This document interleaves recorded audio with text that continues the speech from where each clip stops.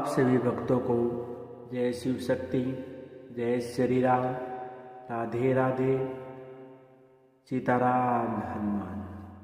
आज हम इस वीडियो में पौष माह के शुक्ल पक्ष की उत्तरदा एकादशी के बारे में बात करेंगे। हम इस वीडियो में इसके समय, मंत्र, भोग प्रसाद और इसकी कथा के बारे में बात करेंगे। अगर वीडियो उपयोगी लगे तो वीडियो को लाइक और शेयर करें। पहली बार चैनल पर आए हैं तो चैनल को सब्सक्राइब करना और बेल आइकन दबाना न भूलें। इससे आने वाली वीडियो की नोटिफिकेशन सही समय पर मिलेगी। अब हम वीडियो को शुरू करते हैं। सबसे पहले तो हम इसके समय के बारे में बात करेंगे। वैदिक पंचांग के अनुसार पौष माह के शुक्ल पक्ष की एकादशी तिथि 30 दिसंबर को सुबह 7:50 पर शुरू होगी। वहीं इसका समापन 31 दिसंबर को सुबह 5 बजे होगा। ऐसे में 30 दिसंबर को पौष माह की एकादशी का व्रत रखा जाएगा। इसका पारण 31 दिसंबर को किया जाएगा।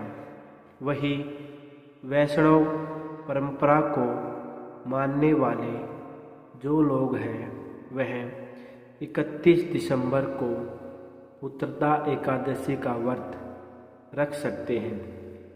वहीं 1 जनवरी को 2026 को प्रातः काल 7:14 से लेकर 9:18 तक इसका पारण कर सकते हैं। अब हम उत्तरदा एकादशी की व्रत कथा को शुरू करते हैं। प्राचीन काल की बात है।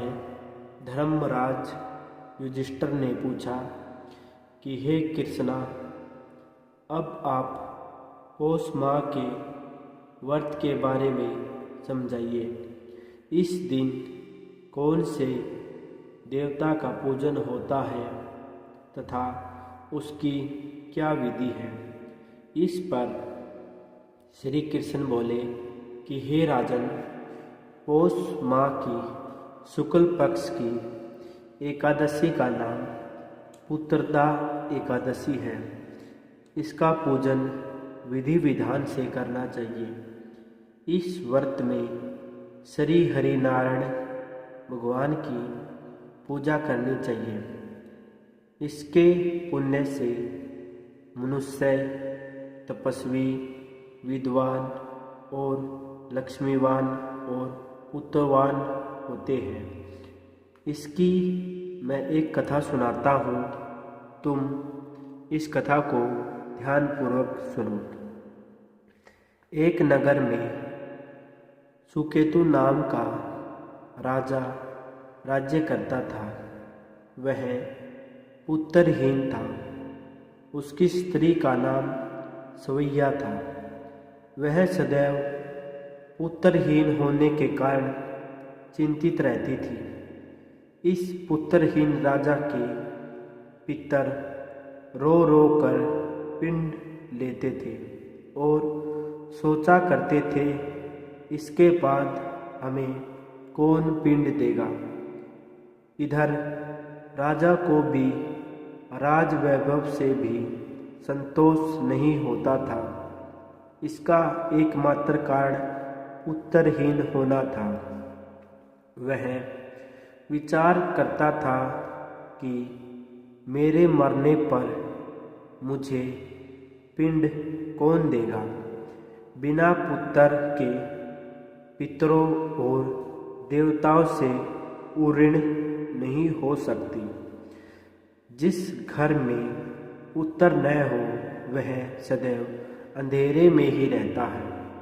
इसलिए मुझे पुत्र की उत्पत्ति के लिए प्रयत्न करना चाहिए।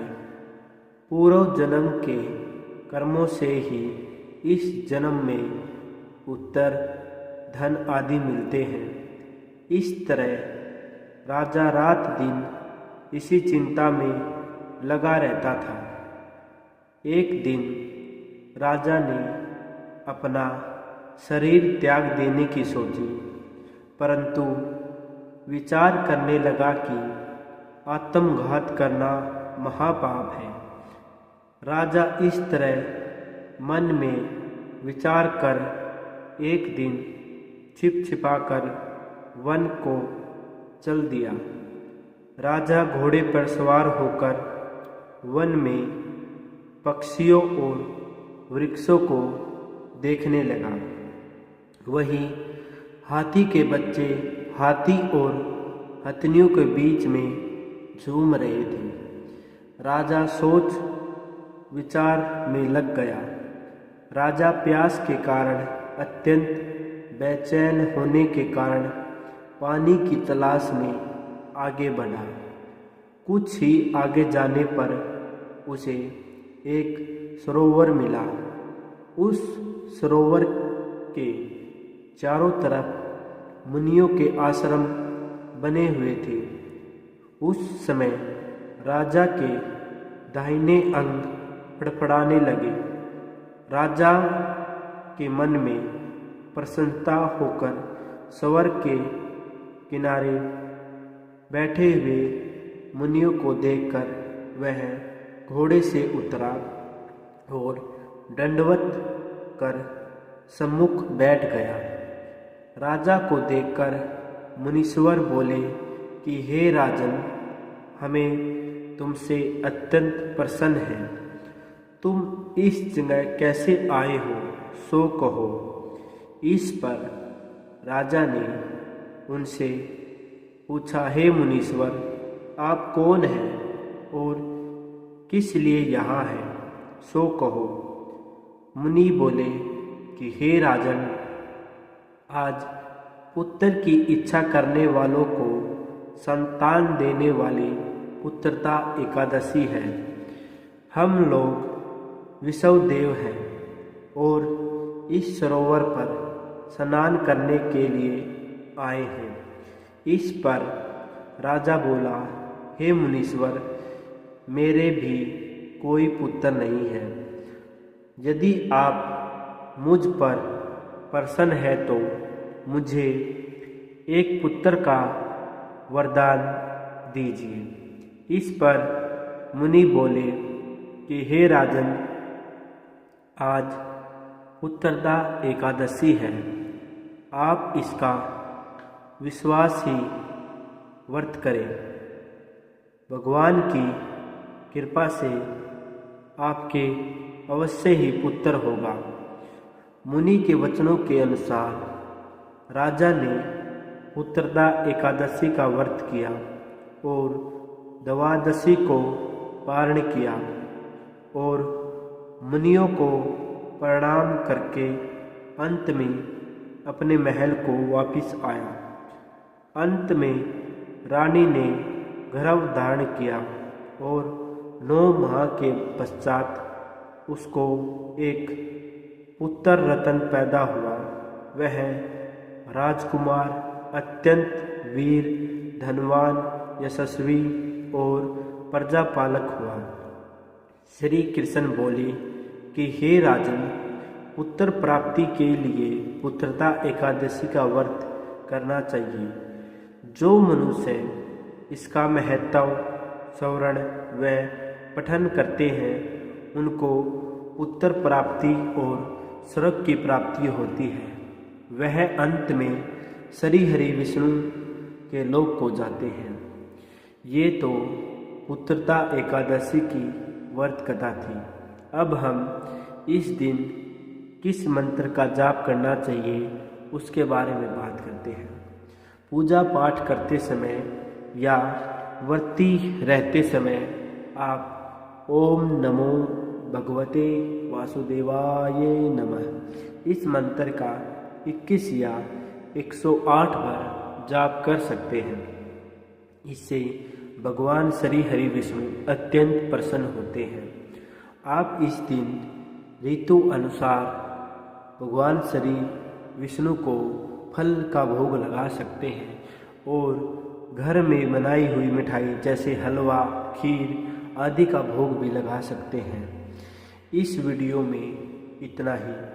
अगर आपको वीडियो उपयोगी लगी है तो वीडियो को लाइक और शेयर करें। पहली बार चैनल पे आए हैं तो चैनल को सब्सक्राइब करना और बेल आइकन दबाना न भूलें। इससे आने वाली वीडियो की नोटिफिकेशन सही समय पर मिलेगी। आप सभी को जय शिव शक्ति, जय श्री राम, राधे राधे, सीताराम हनुमान। ओम नमो भगवते वासुदेवाय।